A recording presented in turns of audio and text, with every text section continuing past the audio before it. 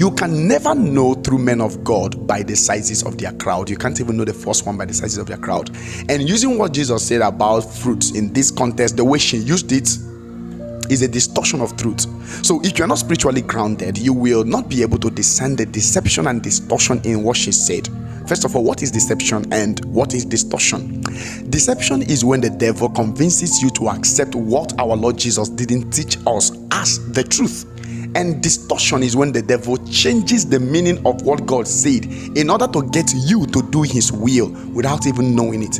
Therefore, it is deception to accept the lie that when a man of God has a large crowd, he's fake, and when he has a small crowd, he's real. That deception makes you think that God is incapable of attracting large crowd, and that anywhere you see large crowd is the devil. And distortion is when you believe that by their fruits you shall know them. God means that by the number of their crowd you can tell whether they are real or fake. That is distortion, because it is actually what God said, but it is not what he means.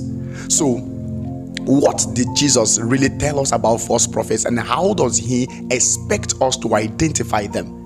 Well, there are so many places in the Bible where Jesus spoke to us. In fact, Jesus warned us about false prophets. For example, in Matthew chapter 7 verse 15 to 20, right? Yeah, Jesus warned. He said, beware of false prophets who come to you in sheep's clothing, but inwardly they are ravening wolves. What does that mean?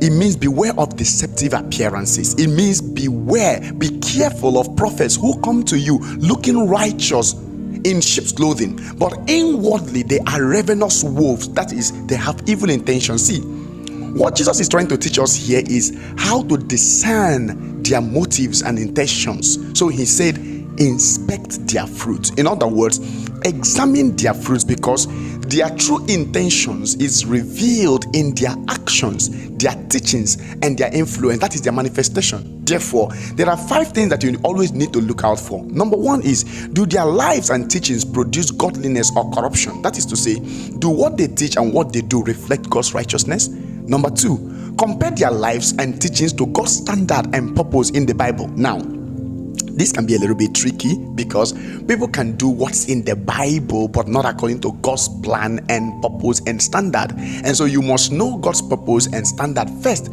before you can determine if what they do align with the Bible, or if they are twisting the Bible to suit their lifestyle. Because just because it's written in the Bible doesn't mean you have to do it. And number 3 is that check their Christology. That's a big word. It simply means, do they affirm Jesus as Lord in truth? All right, in truth, do they really affirm Jesus as their Lord? Are they